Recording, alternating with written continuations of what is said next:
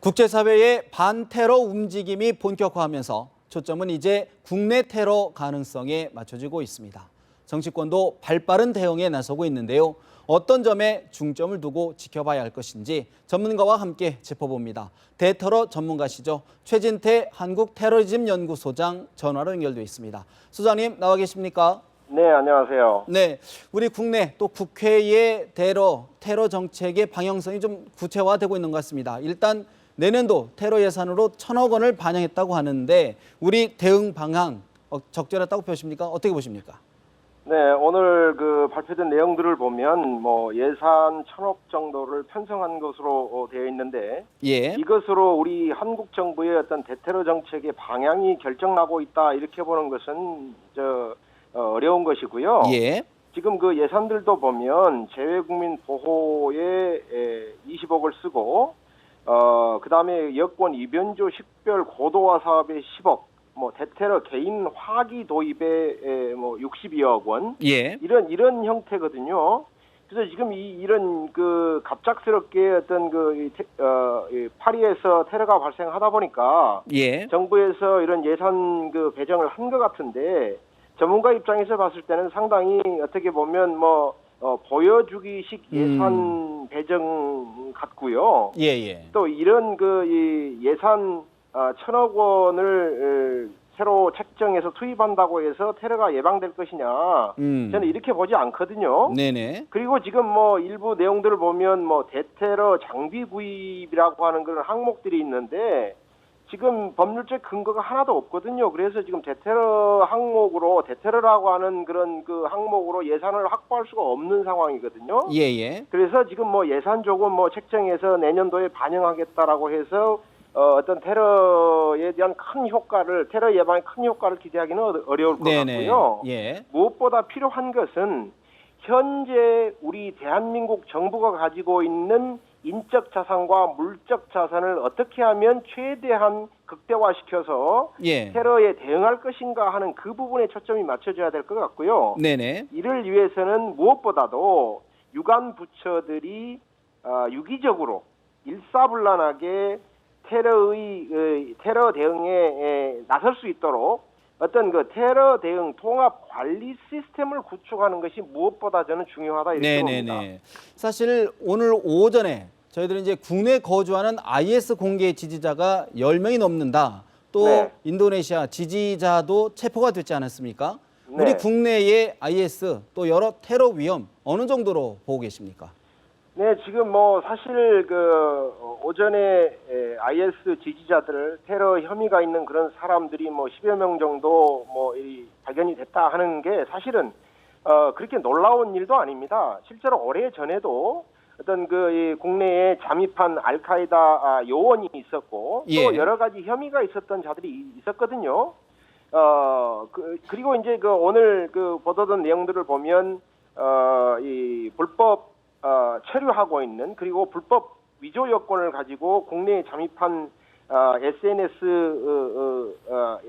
IS 지지자가 예. SNS 상에다가 소셜 네트워크 상에 사진을 올렸죠. IS를 예. 지지하는 그런 논리를 표방하고 심지어는 IS 로고 모자를 쓴 채 사진을 찍어서 이렇게 올리는 그런 것들을 보면 예. 이미 지금 한국도 어떤 그런 이 테러 위협으로부터 안전하지 않다. 특히 예. 이러한 형태들을 보면 전형적인 이 이슬람 원리주의 과격 테러 단체에서 하고 있는 일종의 디지털 전쟁, 디지털 테러의 일환으로 볼 수가 있고 또 이런 사람의 경우에는 IS의 디지털 전사 역할을 하고 있다 이렇게 볼 수가 있거든요. 네네. 그래서 여기에 대한 어떤 정부의 이 대대적인 어떤 대책이 마련돼야 될 것이다 저는 이렇게 봅니다. 사실 국내에 이제 계신 무슬림들이 상당히 이제 많지 않습니까? 그분들을 네네. 사실 IS의 추종이다 이렇게 한다는 건 말이 안 될 테인데 네. 사실 IS를 추종하거나 또는 네. IS에 동정하는 그런 세력들을 골라내는 게 이제 문제가 아니겠습니까? 어떻게 해야 됩니까?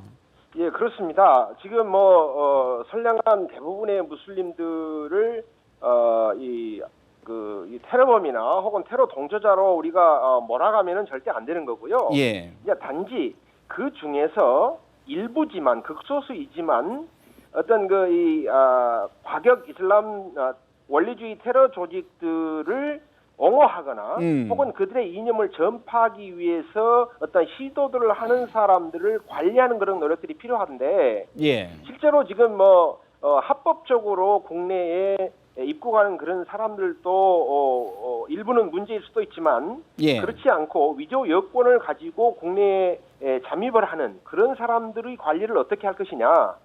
그리고 이런 위험성 있는 사람들이 국내로 입국을 했을 때 출입국 관리 사무소와 경찰 또 이런 대테러 업무를 하고 있는 유관기관, 예를 들면 네. 국정원이라든지 이런 기관들과 어떻게 실시간에 그런 잠재적 위험 요소가 있는 그런 입국자들을 관리할 수 있도록 이런 정보를 공유하고 또 이들이 입국해서 거주하고 있는 생활하고 있는 근거지를 정확하게 파악하고 주소지를 파악하고 이들에 대한 어떤 사후 관리에 대한 어떤 그 시스템 이런 구축들 예. 정부 기관 간의 어떤 위기 관리 공조 체제가 필요하다 이렇게 생각합니다. 사실 이번 프랑스 파리 유럽의 원인 중에 하나가 이제 시리아 난민들 여러 이제 각국을 통해서 들어오는 난민들의 문제가 그 중에 하나다라고 분석하시는 분들이 많은데요. 사실 네. 오늘 보도를 보니까 우리 한국에도 지금 난민 200여 명이 이제 한국에 난민 신청을 했고 또 상당수가 지금 공항에 대기하고 있다 이런 상황인데 남일 같지가 않습니다. 이런 난민 문제 또 우리는 어떻게 대처를 해야 될까요? 이제 이 난민 수용에 관한 문제도 선량하고 이 핍박을 피해서 탈출하고 이 새로운 정착지를 찾아 나서는 이런 사람들에 대한 어떤 내용들은 인권 보호 차원이라든지 이런 차원에서 적극적으로 우리가 나서야죠. 근데 문제는 예. 이런 난민들로 위장한 테러범들을 어떻게 색출할 것이냐 하는 그런 문제거든요. 네. 그래서 이런 난민 수용을 함에 있어서 보다 조금 철저하고 과학적인 그런 심사와 확인이 필요하다. 단순하게 어떤 시리아인의 여권을 가지고 있다고 해서 그들을 모두 난민으로 인정한다든지 하는 그런 룰을 범하면 안 될 것이고요. 예. 앞서도 제가 잠시 말씀을 드렸지만 엄격한 심사를 통해서 우리가 난민을 수용한 이후에도 출입국 관리소, 경찰, 국정원 등이 실시간으로 동향에 대한 정보를 공유하고 또 거주지를 등록하고 하는 그리고 이 사후에 어떤 이들의 활동 상황에 대해서 예. 객관적으로 확인하는 재차 확인하는 그런 노력들이 필요하다. 예. 그래서 심지어는 유저 여권을 가지고 들어온 사람이 비자 기간이 끝났음에도 불구하고 그 사람이 소재지가 어딘지를 모르고 있는 이러한 것들이 더 큰 문제다 저는 이렇게 봅니다. 좀 더 체계적으로 관리를 해야 될 필요가 있다는 지적인데 마지막으로 하나만 여쭙겠습니다. 지금 네. 파리에서 이번 파리 네. 연쇄 테러의 주범을 검거하기 위한 시가전이 지금 벌어지고 있다라는 지금 속보가 지금 전해지고 있는데요. 네. 앞으로 이쪽 테러 지금 사실 파리 이쪽 부분에서 어떤 양상으로 좀 갈 것인지 좀 전망을 좀 해주시죠. 네, 지금